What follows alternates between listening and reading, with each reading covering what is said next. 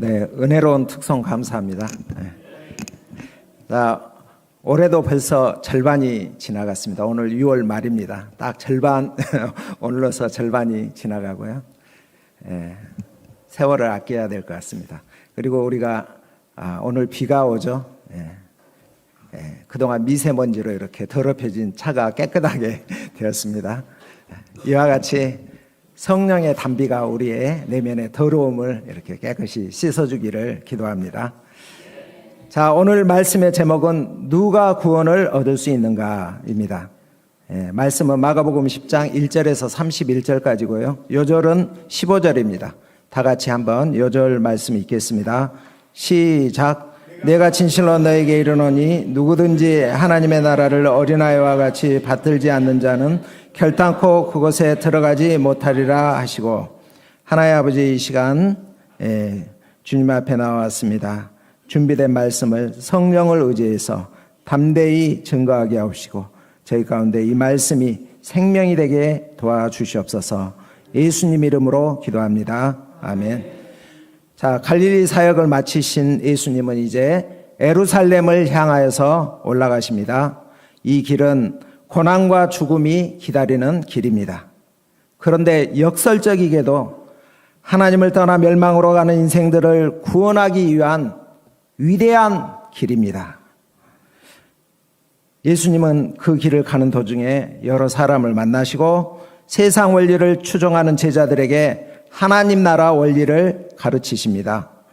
오늘 말씀을 통해 하나님 나라 구원 원리를 배우고 누가 구원을 받을 수 있는지를 배우기를 기도합니다.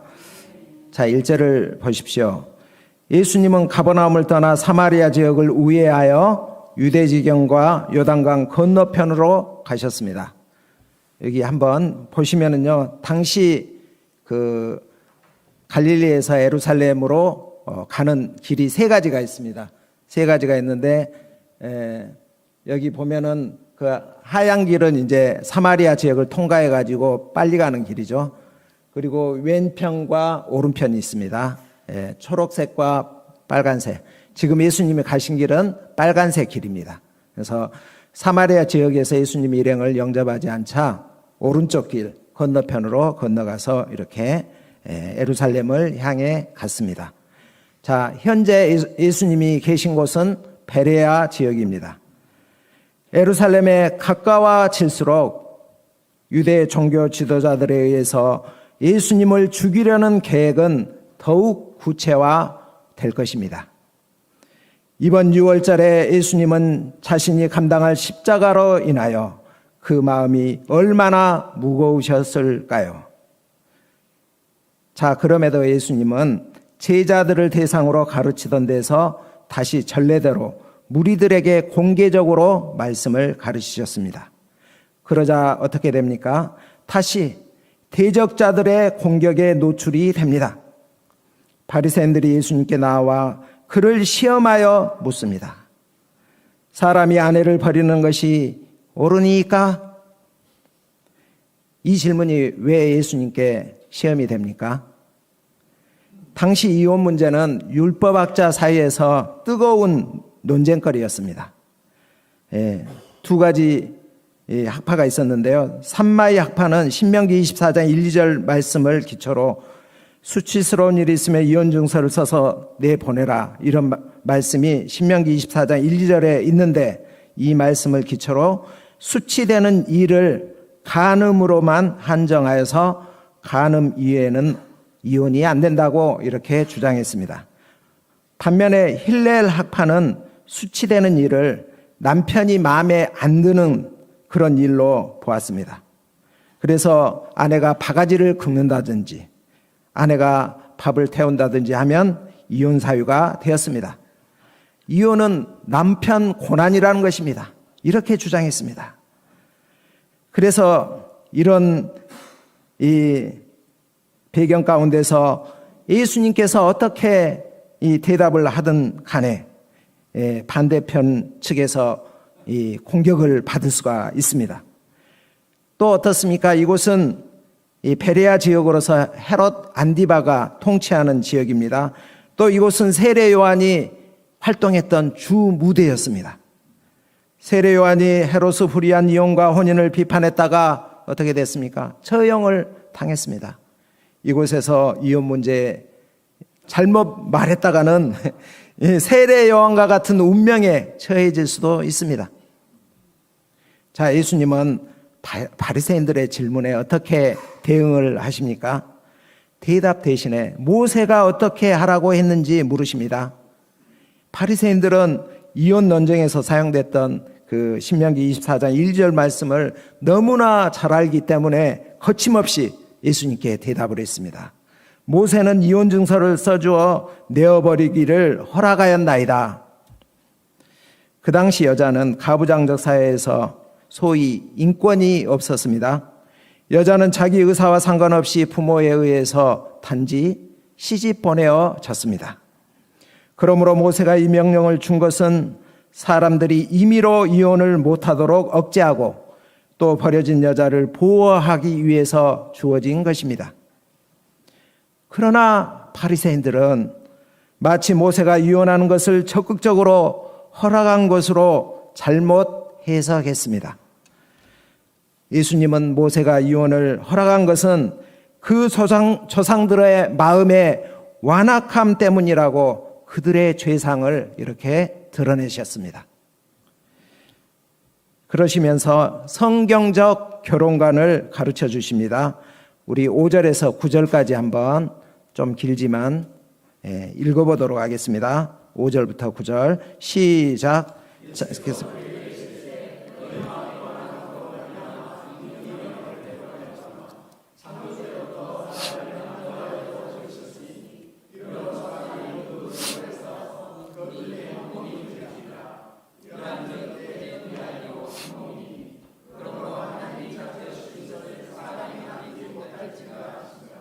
하나님께서 짝지어 주신 것을 사람이 나눌지 못할지니라.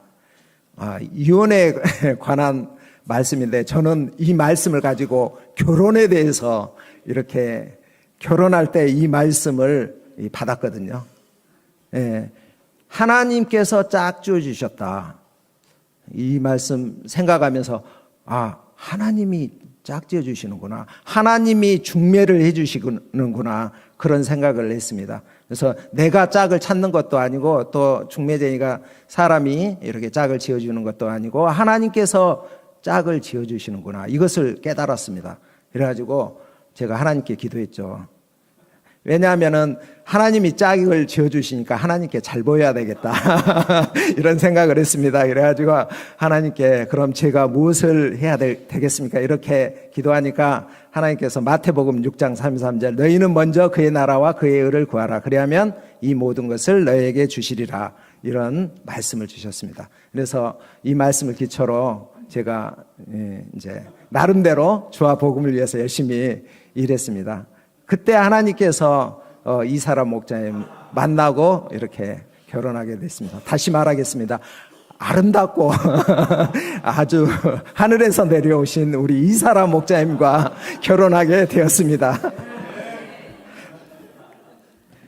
자, 본문으로 돌아가서 예수님은 모세율법 이전으로 더 거슬러 올라가서 인간을 창조하실 때 하나님께서 제정하신 결혼에 대해서 말씀하시므로 결혼의 근본적이며 본질적인 원리를 가르쳐 주십니다. 하나님은 인간을 남자와 여자로 만드셨습니다. 이는 남자나 여자나 동등한 권리를 가진 독립적인 인격체임을 말해 줍니다. 그리고 한 남자와 한 여자가 부모의 보호에서 떠나 둘이 연합하여 한 몸을 이루도록 하셨습니다. 이것이 바로 결혼입니다. 사람들은 결혼을 남녀 상호 간의 계약 관계쯤으로 보는 경향이 있는데 그렇지 않습니다. 하나님은 창조 섭리에 의해서 결혼이 시작되었고 하나님께서 결혼 제도를 만드셨습니다. 그러므로 결혼을 통한 부부의 연합은 성결하고 영원한 관계입니다.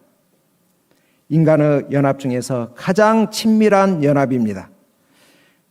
어떤 과정을 통해서 결혼을 했든지 간에 결혼의 배후에는 하나님의 신적 권위가 자리 잡고 있습니다. 따라서 사람이 인위적으로 나눌 수 없습니다. 서로 동의하에 합법적 절차를 통해서 이혼한다 해도 하나님의 관점에서는 이혼이 성립되지 않습니다. 이혼은 하나님께서 만드신 창조 질서를 파괴하는 범죄요, 하나님의 권위에 도전하는 것입니다. 그러므로 누구든지 그 아내를 버리고 다른 데로 장가드는 자는 본처에게 간음을 행하는 것이요, 또 아내가 남편을 버리고 또 다른 데로 시집가도 간음을 행하는 것이 됩니다. 자, 이 결혼 원리에는 또 다른 영적 비밀이 베일에 숨겨져 있습니다. 그것은 바로 하나님과 나와의 관계입니다. 또한 그리스도와 교회와의 관계입니다. 구약은 남편 대신 하나님께서 간음한 이스라엘을 끊임없이 찾아와 용서하시고 회복시킨 내용을 담아 쓴 사랑의 편지입니다. 그러나 이스라엘은 어떻게 했습니까? 예수님께서 말씀하신 것처럼 완악하여 남편 대신 하나님을 반복하여 배반하고 다른 남자에게로 향하였습니다. 하지만 하나님의 사랑은 언약으로 맺어진 부부관계이기에 절대 끊지 않습니다. 여전히 그들을 사랑으로 품으십니다. 호세아서에 보면 하나님은 호세아 선지자에게 장녀인 고멜을 아내로 맞이하게 하십니다. 얼마 후 그녀가 바람이 나서 집을 나가고 다른 남자에게 가서 삽니다. 그때 하나님은 호세아에게 이렇게 명령을 합니다.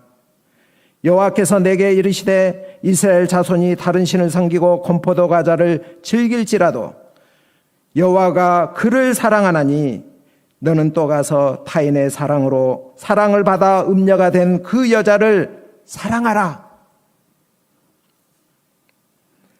호세아에게 음녀가 된 그 여자를 다시 데려오라고 하십니다. 이처럼 하나님은 택한 백성을 끝까지 사랑하십니다. 예수님도 제자들을 끝까지 사랑하셨습니다. 사도 바울은 그리스도인의 구원에 대해서 다음과 같이 말합니다. 내가 그들에게 영생을 주노니 영원히 멸망하지 아니할 것이요 또 그들을 내 손에서 빼앗을 자가 없느니라. 그들을 주신 내 아버지는 만물보다 크심에 아무도 아버지 손에서 빼앗을 수 없느니라. 내가 확신하노니 사망이나 생명이나 천사들이나 권세자들이나 현재일이나 장래일이나 능력이나 높음이나 기쁨이나 다른 어떤 피조물이라도 우리를 우리 주 예수 그리스도 안에 있는 하나님의 사랑에서 끊을 수 없으리라. 우리에게 주신 부부관계는 참으로 신비한 것입니다. 거기에서 하나님의 사랑을 배울 수 있고 예수님과 교회와의 관계를 배울 수 있습니다. 우리가 살다 보면 부부 사이에 갈등이 생깁니다. 그러면 어떻게 해야 합니까? 간단합니다. 아주 간단합니다. 하나님께서 짝지어 주셨으니 하나님께 나아가서 해결해 달라고 하면 됩니다. 하나님이 그 해결책을 가지고 있지 않겠습니까? 우리는 단지 하나님께서 짝지어 주셨다. 그 하나님의 권위에 순종하면 됩니다. 연합하기에 힘쓰면 됩니다. 그러면 어떤 위기도 극복하게 될 것입니다. 여기 아직 결혼하지 않은 우리 청년들, 이 결혼하고서 가정을 꾸리고자 해야 합니다. 거기에 하나님의 사랑과 영적 세계를 알게 하는 풍성함이 있기 때문입니다. 자, 13절을 보십시오. 사람들이 예수께서 만져주심을 바라고 어린아이들을 데리고 오매 제자들이 꾸짖었습니다. 당시 유대인 아이들은 회당에서 랍비의 축복을 받는 일이 흔히 있었습니다. 예수님을 존경하고 따르는 사람들이 자기들의 아이들을 데려와 예수님의 축복을 받고자 하였습니다. 그런데 제자들은 짜증을 내면서 왜 어린아이를 데려오세요? 사역에 방해되잖아요. 그러면서 쫓아냈습니다. 이를 보신 예수님은 제자들을 향해서 분노하시며 공개적으로 책망을 하셨습니다. 그 이유가 무엇일까요? 14절 보면은 어린아이들이 내게 오는 것을 용납하고 금하지 말라. 하나님의 나라가 이런 자의 것이니라. 하나님 나라가 어린아이와 같은 자들의 것이기 때문입니다. 우리 다 같이 15절 말씀을 한번 읽어보겠습니다. 시작. 내가 진실로 너에게 이르노니 누구든지 하나님의 나라를 어린아이와 같이 받들지 않는 자는 결단코 그곳에 들어가지 못하리라 하시고, 하나님 나라에 들어갈 수 있는 사람이 누구입니까? 어린아이와 같이 하나님 나라를 받드는 사람입니다. 받들다는 것은 환영하다, 영접하다 그런 뜻입니다. 어린아이들처럼 예수님을 영접하고 순수하게 받아들이는 사람입니다. 자기는 아무것도 아니고 오직 긍휼과 자비를 베풀어 주셔야 살 수 있는 존재라는 그런 고백입니다. 절대적으로 의존하는 존재라는 것입니다. 어린아이에게서는 아무것도 나올 게 없습니다. 먹을 것도 안 나오고 다른 사람을 도울 수도 없습니다. 어린아이 같은 마음을 가진 사람은 심령이 가난합니다. 겸손합니다. 하나님을 전폭적으로 신뢰하며 의존합니다. 이처럼 누구든지 어린아이와 같은 믿음 있는 태도로 하나님 나라를 받아들이지 않으면 결단코 하나님 나라에 들어가지 못합니다. 하나님 나라는 인간의 업적이나 공덕에 의해서 얻어지는 것이 아니라 전적으로 그리스도를 믿고 의지하는 자에게 하나님께서 선물로 은혜로 주시는 것입니다. 예수님은 자기에게 나온 어린아이들을 안고 그들을 위해서 안수하시고 축복해 주셨습니다. 자, 17절부터는 한 청년이 예수님께서 예루살렘을 향하여 올라가는 그 길에서 예수님께 나온 사건을 다루고 있습니다. 참 아이러니컬합니다. 예수님은 우리를 구원하기 위해서, 영생을 얻도록 하기 위해서 올라가고 있습니다. 근데 한 부자 청년이 영생을 어떻게 얻을 수 있냐 이렇게 물어보고 있습니다. 자, 우리 17절부터 22절까지 형제 자매 순으로 한번 읽어보겠습니다. 시작.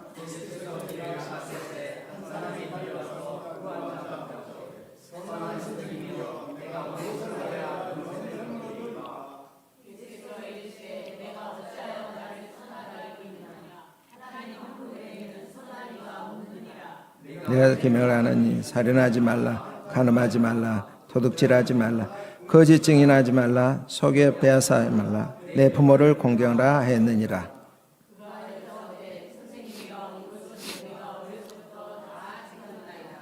예수께서 그를 보시고 사랑하사 이르시되 내가 아직도 한 가지 부정한 것이 있으니 가서 내게 있는 것을 다 팔아 가난한 자들에게 주라. 그리하면 하늘에서 보화가 내게 있으리라. 그리고 와서 나를 따르라 하시니.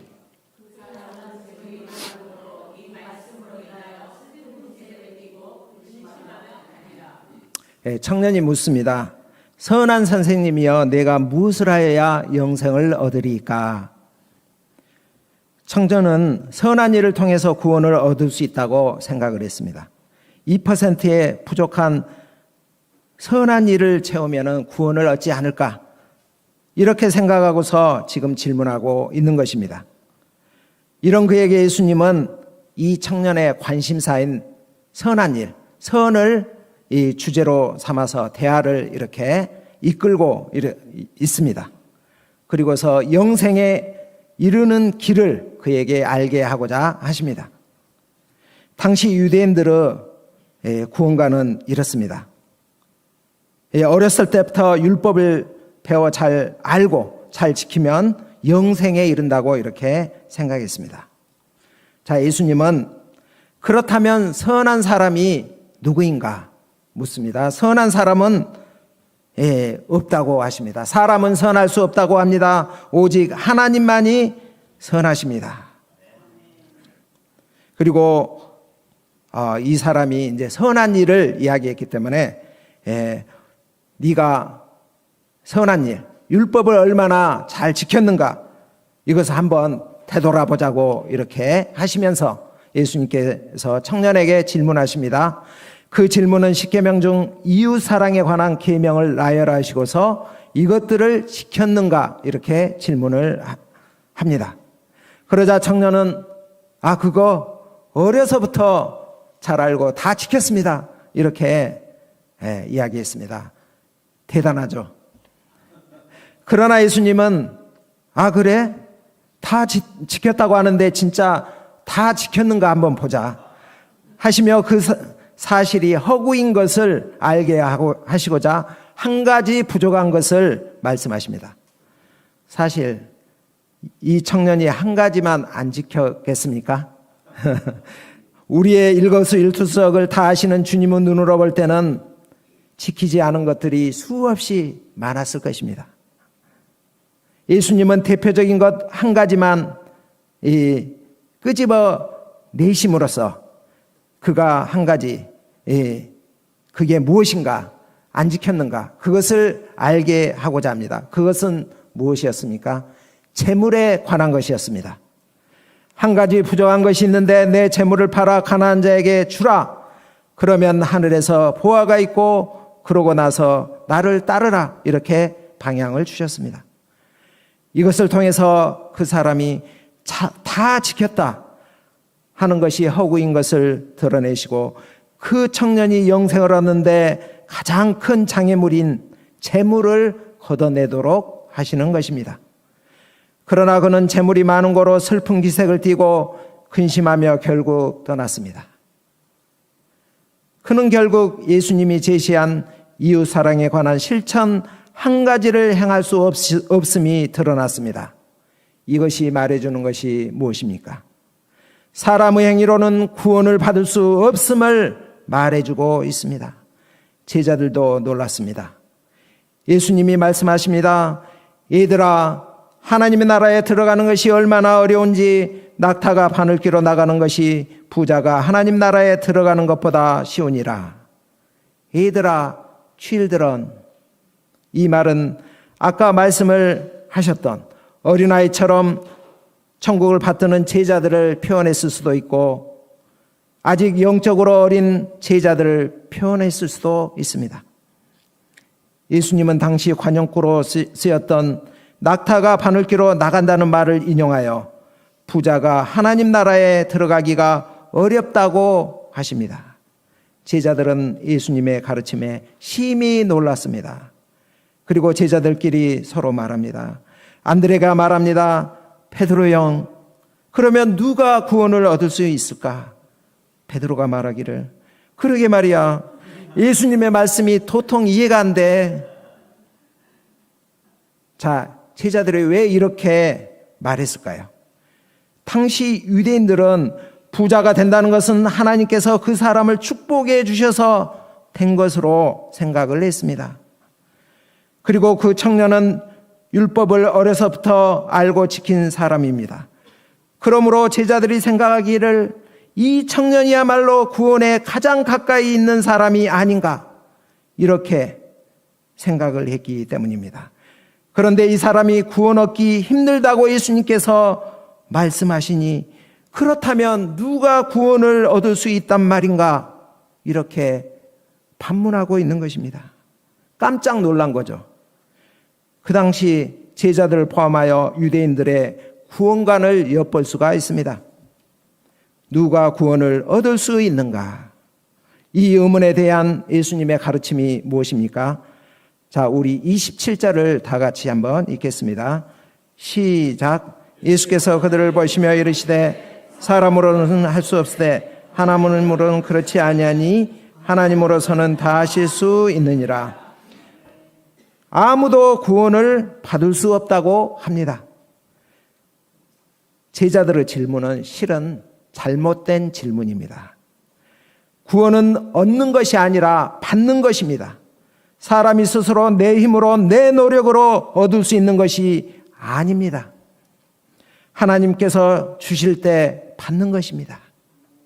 은혜로 선물로 주실 때 받는 것입니다. 사람은 할 수 없지만 하나님은 다 하실 수 있습니다. 하나님만이 구원의 주체가 되십니다.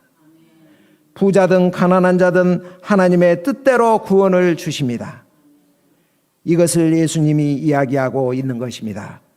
그런데 우리가 부자 청년 이야기를 잘못 해석해서 우리가 우리의 모든 재물을 팔아 가난한 자들에게 나누어 주고 구원을 얻읍시다. 이런 식으로 적용하면 본문과 동떨어진 이야기가 됩니다. 사람으로서는 구원을 얻을 수 없다고 분명히 예수님은 말씀하고 있습니다. 예수님이 이 청년을 돕기 위해서 이 사람의 문제가 무엇인지를 알게 하기 위해서 이 청년의 방식으로 접근하신 것입니다. 그러므로 사람의 행위로는 절대 구원받지 못합니다. 에베소서 2장 8, 9절은 말합니다. 너희가 그 은혜를 인하여 믿음으로 말미암아 구원을 받았으니 이것은 너희에게서 난 것이 아니요 하나님의 선물이라. 행위에서 난 것이 아니니 이는 누구든지 자랑하지 못하게 함이라. 그러자 베드로가 불안해졌습니다. 자기들은 모든 것을 버리고 주를 따른 것 같은데 이것으로 구원의 보증이 되지 않는 것 같은 느낌이 들었습니다. 그래서 말합니다. 보소서 우리가 모든 것을 버리고 주를 따랐나이다. 과연 베드로를 포함하여 제자들이 모든 것을 버리고 따랐을까요? 리얼리?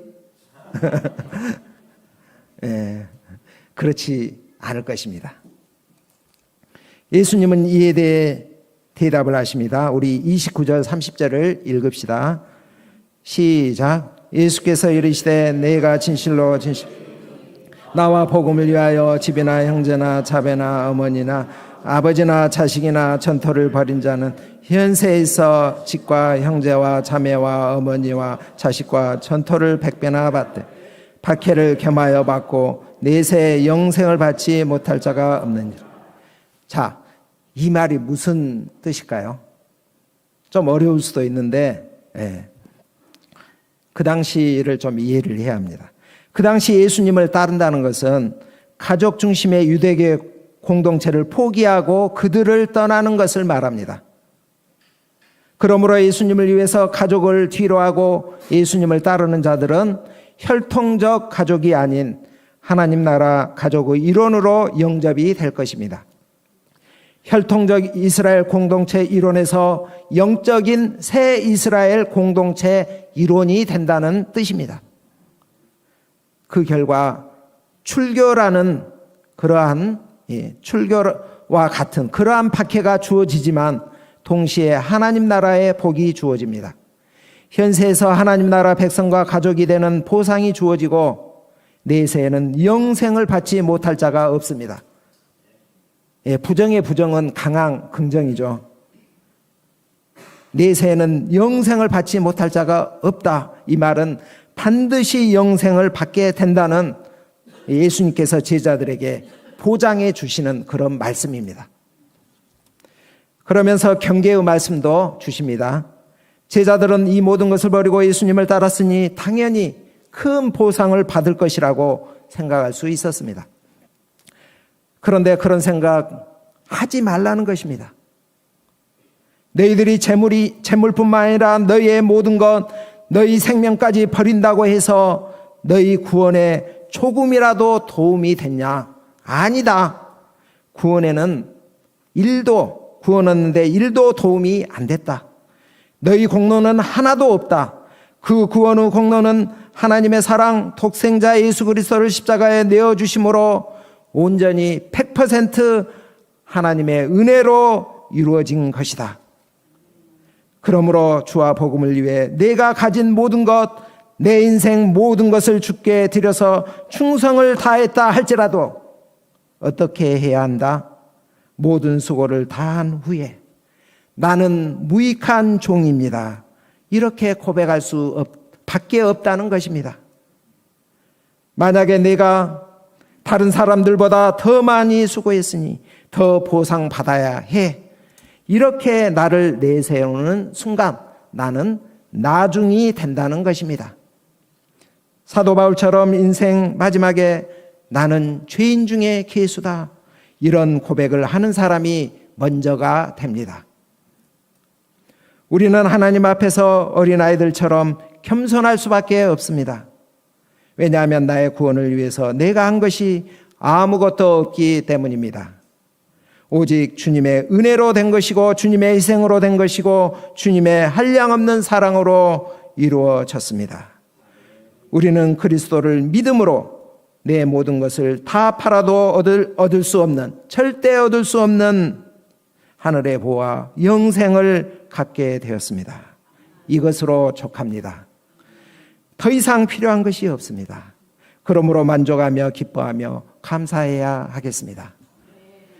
자, 이 시간에 우리 찬양 한 곡을 한번 해보도록 하겠습니다.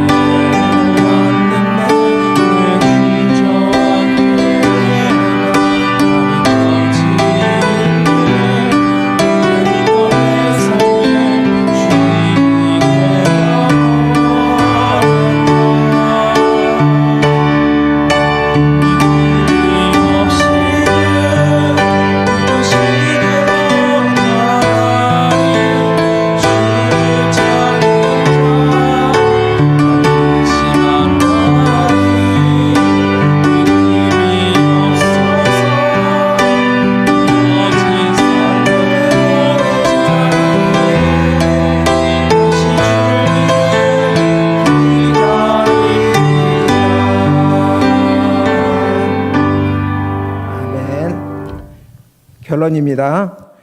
누가 구원을 얻을 수 있습니까? 아무도 자기 힘으로 얻을 수 없습니다. 하나님의 은혜로 주님의 십자가 대속의 사랑으로 그분의 깰 수 없는 언약으로 이루어진 것입니다. 그러므로 어린아이처럼 하나님 나라를 받들어야 합니다. 전적으로 무능하고 타락한 존재임을 자각하고 하나님의 능력과 긍휼을 의존해야 합니다. 그럴 때 하나님의 은혜가 부어지고 구원을 내가 얻는 것이 아니라 선물로 받게 됩니다. 우리에게 주신 이 생명은, 이 영생은 이 세상 그 어떤 것과도 바꿀 수 없는 가장 소중한 것입니다. 이를 아는 우리는 이제부터 이 세상 원리를 따라 살지 않고 하나님 나라 원리를 따라 살아야 하겠습니다. 우리에게 이미 주신 구원을 예수님을 따르며 완성해 가기를 기도합니다. 기도하겠습니다. 하나님 아버지 감사합니다. 예수님께서 십자가를 지시고 우리를 구원하기 위해서 이 예루살렘으로 올라가는 길 가운데 누가 구원을 얻을 수 있는가 질문을 하게 됩니다. 우리 힘으로, 우리의 선행으로, 우리의 노력으로 얻을 수 없음을 알았습니다. 예수님의 십자가 공로의 은혜로 되었습니다. 이 예수님을 믿고 의지하는 자에게 주어진 것을 배웠습니다. 우리가 예수님을 나의 구주로 고백하고 그분을 우리의 삶의 주인으로 삼고 살아가게 하옵시기를 기도합니다. 예수님 이름으로 기도합니다. 아멘.